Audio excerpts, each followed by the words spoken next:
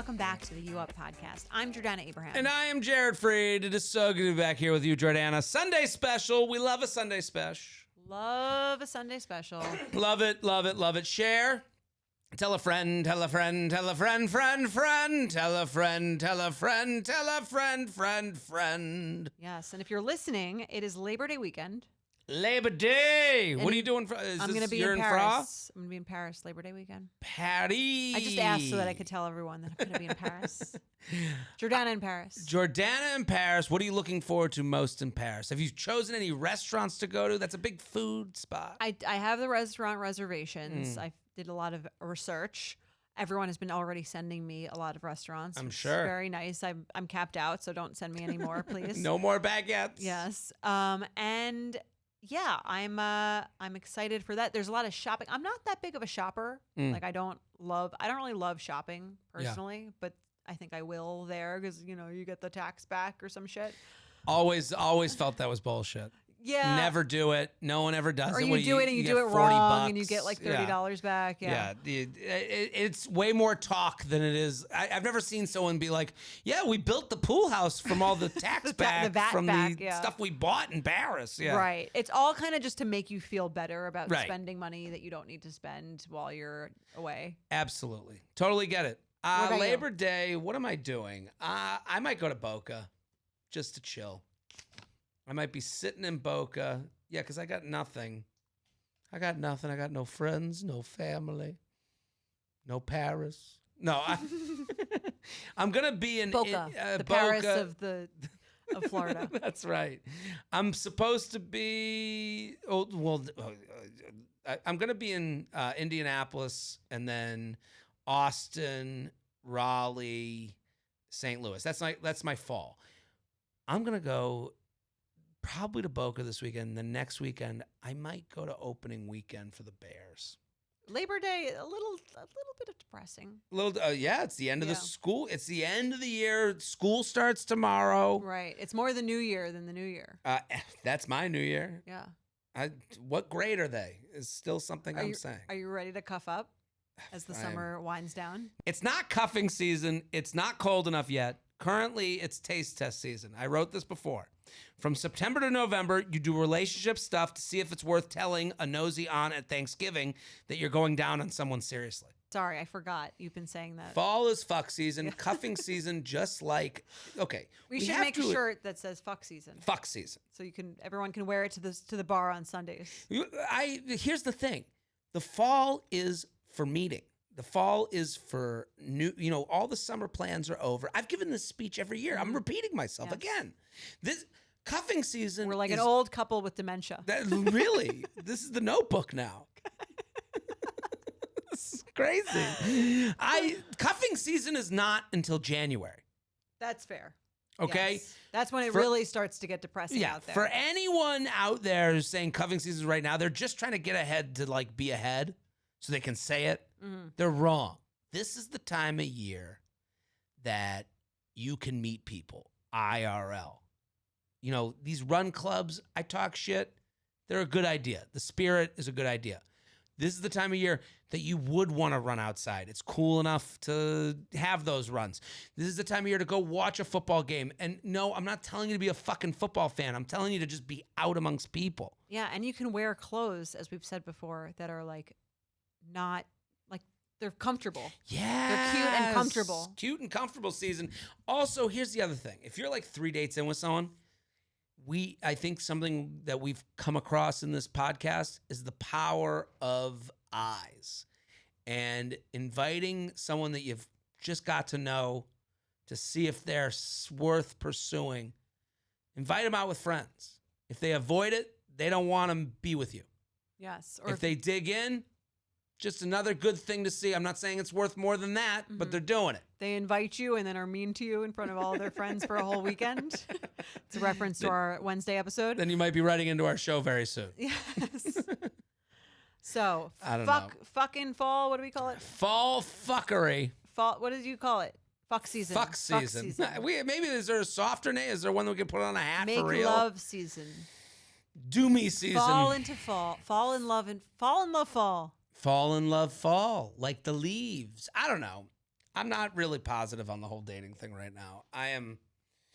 I'm the ghost of breakups future. I'm not really feeling it. Did you do a purge of everyone you're seeing? I deleted the apps. I'm purged. Did you break up with anyone you've been on a date with? There's been more ghosting than breakups going on over here. You're ghosting. I'm just like disappearing into the ether. Are you not answering texts? I had someone text me. It was a funny text. We had set up a date, then I canceled. Then they sent me like a Judge Judy pointing at the watch gif. I like that, Jeff. Which I like it. Big fan. But I was like, what am I doing? I don't know. I'm a little bit in what am I doing mode. I like that. Take a break. Figure out what you're doing. I'm not here nor there. That's the thing. Like I kind of have this like feeling like, what are you doing, Jared? Like I've met all the people. Follow your own advice. Go out on a Sunday. Go to a sports bar. Have a good time. If you're listening right now, Labor Day, I'm out hammered somewhere. Yeah. Just slunked over a martini at a bar. Let's do a You Up tailgate. That'll be fun. I'd be good at that. I know how to. I used to be the tailgate czar for my fraternity. Wow, that sounds like King of Kings. Sounds like someone you want to marry. Thanks for kicking me while I'm down. They called me Tailgate Tony. What are we talking about today? All right, we're doing an Icky or Picky. Love an Icky or Picky. I like an Icky or Picky because it sits here in the moment of like, okay, are you being an asshole or not? I really like this one. This was great. I do too. I love when we get. I haven't listened to it. Oh, you haven't? I actually abstained. I was like, I want to experience it in the moment. I have heard it. You are in luck. It's a doozy. You want to read the email and then we'll listen to it. But I saw the voice memo and I couldn't listen to it where I was reading the email. Yeah. And then I was like, you know what? Let me lie in the currents of Babylon and float to my. You knew I had you covered. I had nowhere to go with that sentence. Hi, J&J. Is anyone listening to this show anymore? I don't know. We just said the same story 6 times. All right. Hi, J&J. Feathers all around from this OG listener and benefit subscriber. I've got an Icky or Picky in the form of an absolutely unhinged voice note. Unhinged. Unhinged. Sorry. Okay. Unhinged Hinge voice note. So you can send voice notes over Hinge? Maybe like they were talking and then he sent one to her on Hinge. Okay. I didn't know that was an option. Okay. Yeah, you can? You can. Okay. I was on the app. For context. Where am I? For context, I matched with this guy and we were maybe 10 messages into an exchange when I corrected a typo and assured him that while my texting can be filled with errors, I take grammar seriously, and my message after correcting the typo was sort of matching the joking / nerdy energy in the conversation thus far. Sounds like fun. I see what she's saying. She's like, she was joking about being serious about grammar, right? Yeah, I know how you feel about people who correct grammar, but I could see if she's making it jokey. It could be. But it's weird to be like, yeah, my grammar's been bad, but it's something I take very seriously. It's like, LOL. Yeah, it's like, okay, so when you do it, it's fun, and when I do it, I'm a big fucking idiot. Yeah. But okay. The response voice memo left me speechless. I cried laughing, and I'm quite confident he is fully joking in what he said, but I think it was ultimately icky for me. Hope you guys enjoy. A drunk baby, but actually an adult giraffe. All right. So they have 10 messages. She makes a comment about grammar misspellings and jokes about it, and then this voice note comes. Let's roll the tape. Roll the tape. Okay, I'm ready. I'm also prone to typos because I have fat sausage fingers, and these keys are too small. They're not made for people who have fat, disgusting, wet sausage fingers like me. I also feel like I sound like a pedophile looks right now. It's not sexy. I know that. Trust me. I've been trying to listen to myself talk all night. It's not getting me to where I need to get. You know what I mean? No, I don't know. I walk like a baby giraffe sometimes because I'm tall and don't have a very good idea of where my legs are half the time. I bump into stuff a lot, and it's a mess. I'm a fucking mess. I got nothing else. Yo, where is this guy's podcast? Just to be clear, I'm not a pedophile. I mean, that's probably something a pedophile would say, but I just think I sound like one looks. Yeah, I'm saying. Oh my God! Stop! I just had to explain that I don't find children sexy. I'm not interested in them. I mean, they're fine. I don't want to fuck them though. You know what I mean? So, all right, I'm gonna stop talking. Oh my God! Oh, a Classic. mess. I like the second voice note fully devoted to explaining why he should not have made the pedophile joke. In light terms. Listen. Like he's trying to lighten. Yes. Is this Michael Scott? It was honestly that guy. I was about to say his voice sounds familiar. And then he goes, my voice sounds like I'd be a pedophile. I'm like, what? He does sound like he might be, like, it does sound a little like true crimey almost, like someone who's playing No, only because he said that. Maybe, now it's in my head. Right, he's created this. I don't believe I think he sounded like a normal guy, and then why would he say he went off the rails really quick. Does it send without... I was very entertained by it. Yes, I'm trying to think me if too. someone left me this voicemail. I wanted his podcast. Yes, I would be like, okay, this is different. Right, and it was also, here's the thing. Everything except the pedophile thing. if I'm to like give this guy for a pedophile empathy, joke. it's a little early. You're not even met at each other. Yes. You don't know each other's sense of 10 humor. messages in too soon for the pedophile The joke. fat finger thing, the way he was like kind of rolling with the fat finger thing I was liked very that, good. yeah. I thought that was very like vulnerable. That was very like off the cuff. Self-deprecating. Yeah, and it didn't feel like written. It wasn't him going demure. Cutesy, like he wasn't copying anyone else. He was doing his. I got fat fingers and it's too small for the keyboard. And Yeah. if he had stayed away, if you're gonna do a pedophile joke, quote unquote, Too soon. you better not miss. Mm-hmm. And this missed because it was just such a right turn from the other thing, and it then it was kept good. going. And then, I think he thought. I said it once, and that was a mistake. But if I go he was like leaning so hard into it that he hoped it would get him out of it, and it didn't get him hard. out. Yeah. Once you're saying like I don't want to fuck kids on the. In the Someone first, you don't know. It's just like a little, you know what I mean? Even if it's to Right. explain yourself, just like, it's just the weird thing about that also is it's like, it's a voice note. He could have just like said, we're done the recording, been like, that didn't come out right. Let me not send that. But instead he sent it. Like he did it and he sent it. I have a question, and I don't know this about Hinge because I don't have it on my phone anymore. Maybe this is gone, but it used to, there's a certain thing. Like it's a real voicemail? Right, like you say it, and then the minute you let your thumb go, it just goes. It's possible. I know what you mean. Give him the benefit of the doubt. That's Sure. the most benefit of the doubt I can give. If that not being the case, you record it and then send. I think his thought process is, I leaned in so heavily that they'll understand the ridiculousness of what I'm saying, and it will bring us back to even. But I understood. It's tough with someone you don't know. Right. I understand what he was trying to do. I don't think he's a monster. I'm going to say I don't think he's a pedophile. Came off when he says that's exactly what a pedophile is. So crazy. Yeah, pedophile jokes, again, you have to establish a certain level, I think, of, unless you're a professional comedian. Even if as a professional comedian, as myself a professional comedian. Not going to go there? No, okay, no, that is not.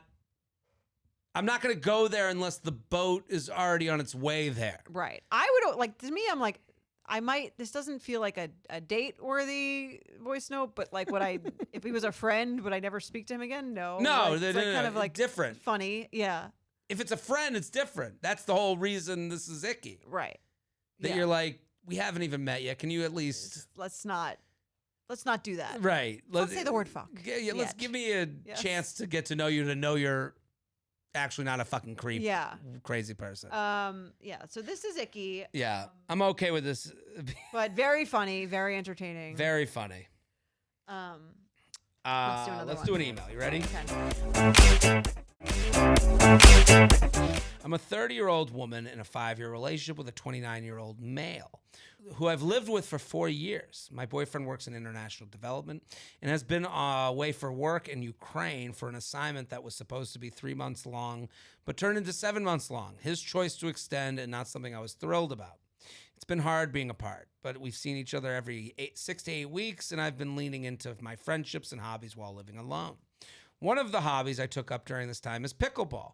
Here's the problem. I find myself very attracted to the guy I was matched up with to be partners in a summer beginners league. I see Pickle Man. Pickle Man. It's not that. No, it's this is just a pickleball guy. Once a week for games, but we occasionally meet up in between for extra pickleball practice. We text a little bit in between, mostly sending each other pickleball memes and videos. I look forward to seeing him and get butterflies when he texts. And when he followed me on Instagram. It's not an overly flirty vibe, but we have chemistry, and the more we talk, the more I'm attracted to him and I'm interested in knowing more about him. I find myself fantasizing about sleeping with him and then feeling guilty for those fantasies. Is this a real crush? Is this crush a sign that my relationship is not serving me? Or am I just craving something simple and enjoying the attention of someone cute in the midst of a real difficult time in our relationship? My partner and I can't seem to get on the same page about the long-term future. He wants to do more long-term stints abroad where I can't necessarily join him, and I want us to live in the same place. And I can't tell if these pickleball feelings are a symptom of or a distraction from my bigger relationship problems. What should I do? Any advice is greatly appreciated. Signed, In a Pickle. Great email. What do you think? I think the attraction to the pickleball guy is a symptom of the issue in your relationship that's begging you to not be ignoring it, I think, to like work this relationship thing or figure out what you want out of this relationship or like what's going on there. Because I think she's kind of said it herself, like her relationship is not going well. Right. She has this other thing, which feels like a slippery slope, given the fact that she's seems like seemingly unhappy in her relationship. So it's a great sign that like there's something you need to fix if you want to fix it. Right. I'm with you. I don't know symptom. It's hard for me to like, I don't know the words to put to it. Symptom or not symptom or prescribed. It's a warning sign, I think, that her relationship is in danger. I just think with life stuff, we tend, and I do this. They all kind of like just sit in front of me, and that feels like a mess that I'm sitting in. And it'd be a lot easier if I took care of things like I would my daily tasks on a list. Okay. And I think what she's doing right now is trying to deal with this as one big mess, but it's really multiple things to do on a list. Like if I was to create a to-do list for her, number one on that is to talk to my boyfriend that I live with. Yeah. I think. Does she live with him or he lives in the Ukraine? They've lived together for 4 years. But he's been 7 months in Ukraine. Yeah. His choice to extend, not something I was thrilled about. So you have things to talk about. That's the big dilemma. And then she says, and then the even bigger dilemma is he wants to do more long-term stints abroad where I can't necessarily join him, and I want us to live in the same place. So they have like fundamental problems in the relationship. So that's number one on the list. I think Pickleball Guy is a distraction, but also it's another thing on the list of things to do. But I think it's she got to do Pickleball Guy. She's got to do Pickleball Guy. It's farther down the list. I think if I was to put in order, and I think that might help her. That would help you untangle the pickleball situation if you deal with the relationship issue. Yeah, the pickleball thing, just farther down. It's not a priority. Pickleball thing isn't going to be. No one gets hurt in that. Right. But I do think it is a symptom. Like, I think that the fact that she's kind of pining over this guy, I mean, she's not really getting what she necessarily wants out of this relationship. Right. Or not feeling a connection. I feel like disconnected to this person. I'm with you, but I think when she says, like, she's kind of asking us, is it love? You know, and it's like, I don't know. Like, the pickleball thing. Secondary. Is so secondary. Right. You are living with someone who has a fundamental difference in opinion on how the rest of your life is going to be lived. So this is, and I'm sure she's like, well, when he comes home. I wouldn't do that. He might not come home. Right. I think he likes Ukraine. Yeah. There's a fucking war going on over there. He's like, I'd rather be there. Going to extend my trip. I I think you guys have issues. Yeah, that's an issue. Yeah, like he didn't extend an Yeah, Aruba. It's not like. It's Very like, good point. Can't hear you. It's bombs whizzing Right, by his yeah. head. It's just so wonderful here. Yeah, he likes it more there than being with you. Yeah, I mean, that's So- something that you guys maybe need to discuss. Well, and I think she's probably got a lot of head trash where it's like, well, he's away and we'll talk when he's home. I think respect is saying the thing on your mind as quickly as you can. And I think if she calls him and says, let's have a FaceTime, we got to like talk this out. I'm unhappy.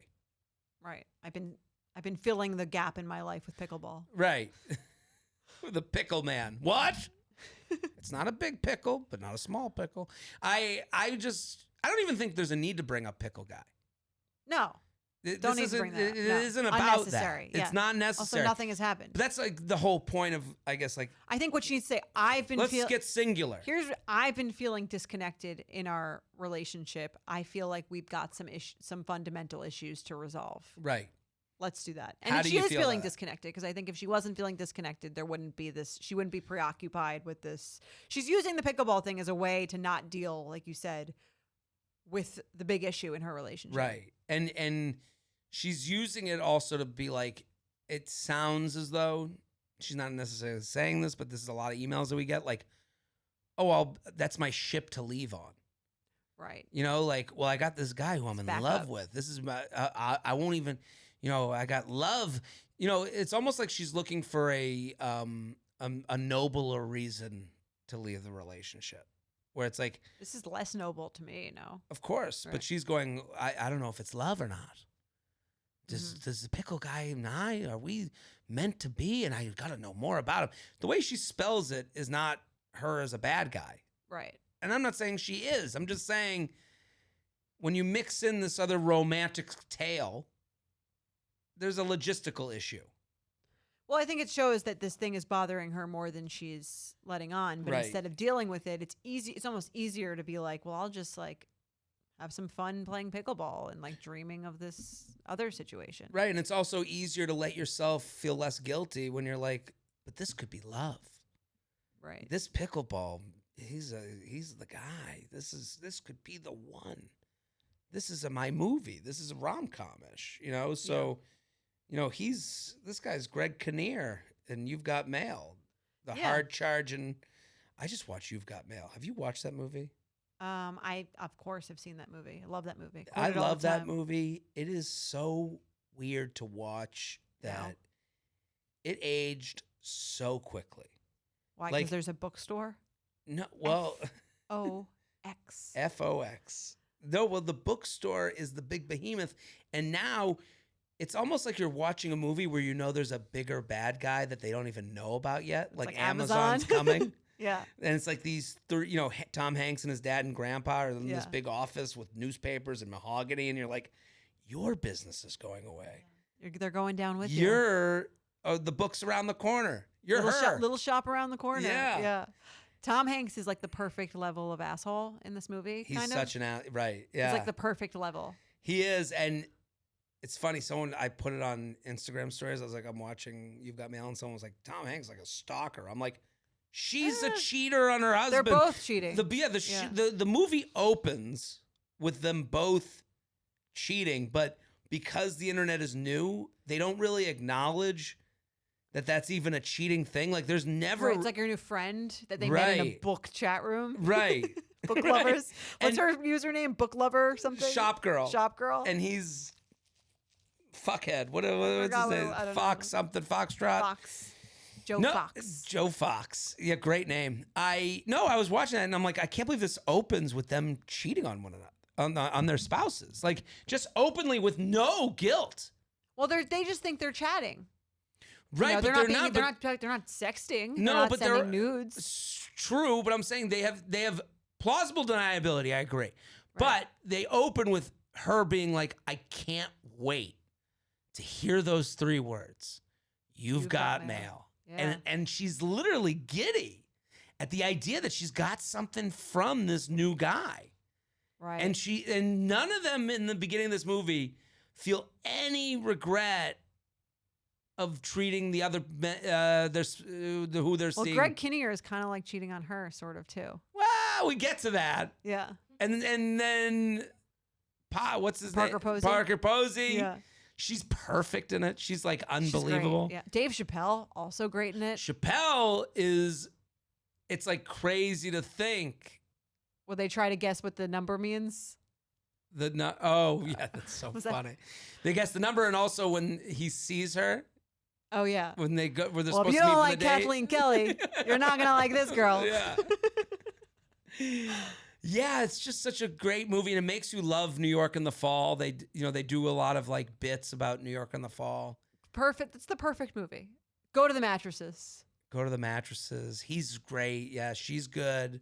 They're she's like, it could be peak Meg Ryan. They need a remake.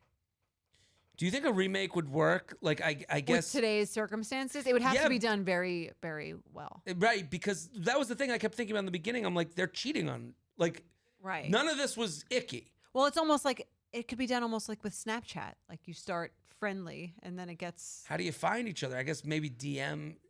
Snapchat it could. I don't know. There's a How chat, would you find a room random person? You could message, but you would that know you what they look right, like. That you didn't know what they look like on Reddit. Two fucking alt-right monsters.